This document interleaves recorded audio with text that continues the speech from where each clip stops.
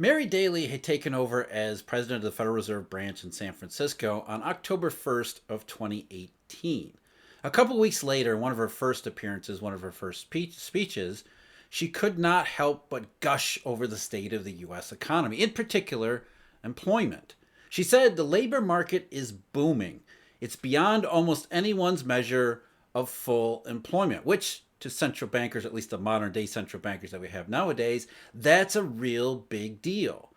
The BLS had just reported that job openings, or the purported demand for labor, was at an all-time high, record high level of job opening. The unemployment rate had tumbled to a 50-year low, less than 4%. I think it was down to 3.7% by the time Mary Daly was talking in October of 2018. And remember, these modern day central bankers work on a Phillips curve method of inflation. Therefore, they thought tight employment, labor shortage, therefore inflation, meaning the Federal Reserve would have to be aggressively in rate hikes in order to continue to manipulate expectations so to keep inflation low.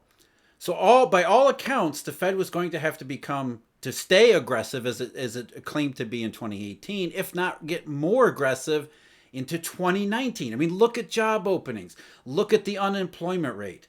Look at a couple months later. By January of 2019, just 2.5 months after Mary Daly spoke in October, the Federal Reserve had committed to pausing interest rates. And they would not hike again that cycle. In fact, within 6 months after that pause, the Fed was cutting rates. Where did this labor market boom go to? Where did it go? What happened to it? What was going on in late 2018 was really the same mistakes the Federal Reserve and those mainstream economists who worked there commit time and time and time again. Because they don't understand the way the monetary and economic system truly work, they're always focused on the wrong numbers, unable to see events as they're unfolding. And the biggest error they always commit, they ignore the warning signs in these various markets. Because as Mary Daly was talking, a lot of those warnings in markets were right then unfolding. In particular, Eurodollar futures curve inversion, which was at that time becoming more serious, and even something like the oil futures curve, WTI contango, had shown up as Mary Daly was talking. Markets proved to be correct. The data that the Federal Reserve was relying on proved to be unreliable yet again. And events unfolded in the way that markets had predicted, not according to the labor market is booming. It wasn't booming, and nor was the economy. Now, the Federal Reserve is everything is lining up in 2022, now 2023, for all these same mistakes to be made. We've got markets and data piling in one direction, and the narrow slice of especially labor market statistics that the Federal Reserve follow, maybe something else going on there. And of course, the Fed is going to rely on the one set at the expense of everything else. The growing catalog of evidence, which suggests not just a downturn, not just maybe heading toward recession, but maybe we're already in one. We'll get to all this stuff, including the latest updates across the world, across the economic world, in a minute. But first, I'm Jeff. This is Eurodollar University. Thank you very much for joining me. If you're interested, we have memberships available with exclusive video content where we go behind the data, we go behind the mainstream, we get into the nitty-gritty details that modern central bankers avoid. We're not afraid to dive deep into the monetary reality of the Eurodollar system, including research subscriptions that are available. We have a new sale at Markets Insider Pro. I contribute a daily briefing to that. It's a bundle with Stephen Van Meter's Momentum Timer Pro and Tracy Schuchart's Materials and Energy Weekly. Important stuff. And of course, the deep dive analysis, which, as the name suggests, we go deep into the details, into the theory, into the history behind real economics, not the stuff that's practiced in the mainstream or at these fake Federal Reserve central bankers. All of the information you need available at Eurodollar.university. And we left off yesterday talking about Germany's CPI, and talking about Germany's CPI for a reason, because it suggested that if inflation in Europe had started, the pressures there had started to come down, that would be a meaningful shift in economic circumstances, not just for Europe and not just for Germany and Europe, but for the rest of the world. Because where has the supply shock had the biggest impact? Particularly Europe, particularly Germany. But there was that one thing that we talked about yesterday, the government assistance for heating and natural gas bills, which maybe made the Germany CPI, the decline in the monthly change for December, maybe that was unreliable because of this one-off factor. Well, this morning we get the CPI from France. France did not have an energy assistance program. This was also consumer prices for the month of December, and guess what happened in France? Consumer prices unexpectedly declined month over month in December.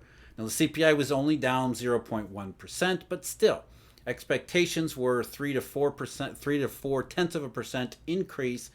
Instead, French CPI slightly lower on a monthly basis. Yeah, it's only one monthly it's only 1 month, it's only one country, but it's in the same it's in the same spectrum now as Germany. It's in the same category as the US CPIs that we've seen, last couple of US CPIs. More and more evidence pointing toward consumer price pressures around the world coming back down. And that raises the question that we asked yesterday, why? Is it because central banks have been effective with their rate hikes in slowing down a red-hot economy and putting it on a more normal, less inflationary footing? Or are we seeing the downside of the supply shock, where the tremendous rush of consumer prices, particularly energy, simply destroyed so much demand, and recession, maybe even a nasty one, was inevitable? Toward that end, we got some new data today in the United States. In fact, it's one of the biggest ones, the ISM's manufacturing report, the original, the granddaddy of all of these PMIs that have now proliferated across the economic landscape. The ISM's not good for December. The headline was 48.4, down from 49, which is the lowest since 2020. New orders in particular, one that we always focus on. The new orders index, 45.2, down from 47.2 in November. Now, 45.2, outside of 2020, that would have been the lowest since March of 2009. Orders are falling at a rate that we haven't seen, again, outside of 2020, since the Great Recession. So manufacturing in the US, another survey suggesting recession. And here's the big one too. Not just new orders, but also prices paid. Inflation, so-called. Prices paid index for the ISM, 39.4, lowest since April of 2020. Businesses in the manufacturing sector overall say that they are cutting prices, or they're receiving lower prices for inputs. Why? Because demand has fallen off, and fallen off sharply. Not only do we have prices falling, we've got new orders falling, and it's not just the ISM. S&P Global, we've talked about that before. The S&P Global, the view of the manufacturing sector from S&P Global is even worse. Their PMI for December confirmed at 46.2. So we see the manufacturing sector in the United States struggle, but it's not just manufacturing in the US. We've talked about imports. Imports into the US collapse because of the inventories. Exports out of China similarly collapse because of lack of demand in the US as well as Europe. But it's not just manufacturing either. We see the services data start to tumble, especially S&P Global. We'll get the ISM's update, which has been the laggard as far as staying on the high side. That'll come out in a couple days. But we also hear from service sector providers how terrible the economy is looking. In fact, they're looking to cut more and more of their workforce, which I'll give you another example of that later. So the list of data by the day, by the week, by the month would suggest at the very least economic problems continues to grow. And not only does that list grow, the items on that list become even more blatant about what they're suggesting. And what they're suggesting is not an economy that's transitioning from red hot to stable and normal. They're suggesting an economy that was questionable at best and now is becoming more and more indicative of a serious recessionary circumstance. That's why we see consumer prices declining. That's why we see sentiment data declining. And now we're starting to get more and more of the hard data to confirm what sentiment and everything else has said. But the Federal Reserve doesn't seem to care about any of these things. As the list grows of recession indications, the Fed continues to say, we're going to continue to hike rates because we're not convinced that consumer price pressures have been alleviated. We're certainly not going to say that they have been because of a contraction.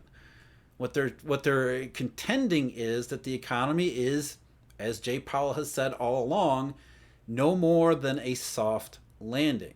Maybe a little bumpy along the way, but by and large, they're going to get us out of inflation, what they think is inflation, dangers to inflation expectations, into a stable economic environment. And one of the reasons they believe those two things, again, inflation pressures and a stable economic environment, is the labor market data, the very labor market data that Mary Daly and Jerome Powell were highlighting at the end of 2018.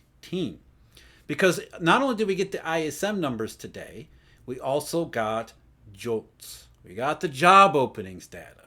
And job openings have been absolutely astronomical, according to the BLS, over the last year and a half, almost 2 years now. And even though the level of job openings, according to the BLS, has declined from the peak earlier this year, there's still 10.5 million, which is 50% more than what got Mary Daly gushing in October of 2018. Is there really 50% more labor demand today than there was in 2018? Well, according to the BLS, maybe there is. But as we saw in 2018, the JOLTS data was unreliable. It was not a good enough representation of the actual condition of the underlying labor market, therefore economy, nor was the unemployment rate. In fact, when we look at the rest of the JOLTS history during these cycles, what we see is the same problem repeat. And as I talked about in a recent video, I think at the end of November, when we last got the JOLTS data, some other economists have started to say the JOLTS data, the job openings, the whole methodology, it seems to be flawed because it does not align with what we see across the rest of the economy. And that's really the point that we need to emphasize here over and over and over again. The Fed looks at these narrow slices of data, the ones that make it look the best, by the way, job openings through the roof, an unemployment rate at a 50-year low. The Fed can smile and say, we did that. We created the economic circumstances that led to this economic boom, as they were talking about in 2018, only to lead the public into a state of utter confusion when just 2.5 months later they said we can't hike rates anymore. What happened to that labor market boom? Maybe it didn't exist outside of the BLS data. And the BLS data is much broader than that too. If we look at, again, as we always say, the household survey versus the establishment survey, for example. The establishment survey is highly statistically smooth, which makes it somewhat questionable at times like this, whereas the household survey, more noisy, more volatile on a high-frequency basis, yet tells us maybe something a little more important, a little more representative, a little more accurate picture of what's going on in the labor market. So the point is, don't get locked into one or two numbers, which the Fed always does. It looks at the numbers that tell it what it wants to hear and excludes everything else. And as I said, that list of everything else grows by the week, by the day even. We've got numerous data reports, numerous anecdotes that tell us the economy has slid off toward the cliff, if not off a cliff. Let's talk about one more. I mean, this is an important one. A service economy provider just recently said, we're going to cut 10% of our workforce. And its workforce is the company's sales force, which happens to be services to businesses. And what they're talking about in terms of businesses in the United States and around the rest of the world, this is the co-CEO, Mark Benioff.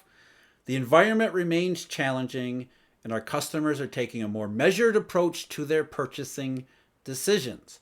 Well, maybe that's not too bad. Maybe that's not necessarily a recession. But then he says, as our revenue accelerated through the pandemic, we hired too many people, leading into this economic downturn we're now facing, and I take responsibility for that. And taking responsibility means cutting 10% of the entire company's workforce of 75,000 workers. They're not alone. This isn't just manufacturing. This is active job cutting in the service sector, despite what it says about labor demand from the BLS or the unemployment rate, likewise from the BLS. Numbers that in the past have been unreliable are being relied upon again to come up with the wrong picture of the U.S. and global economy. The U.S. and global economy are in serious trouble. And we can see that by a number of things, not just this growing catalog of data. The markets, like in 2018, are telling us that things are going the wrong direction. I've talked about the German curve, which epic, historic, uncharted inversions there.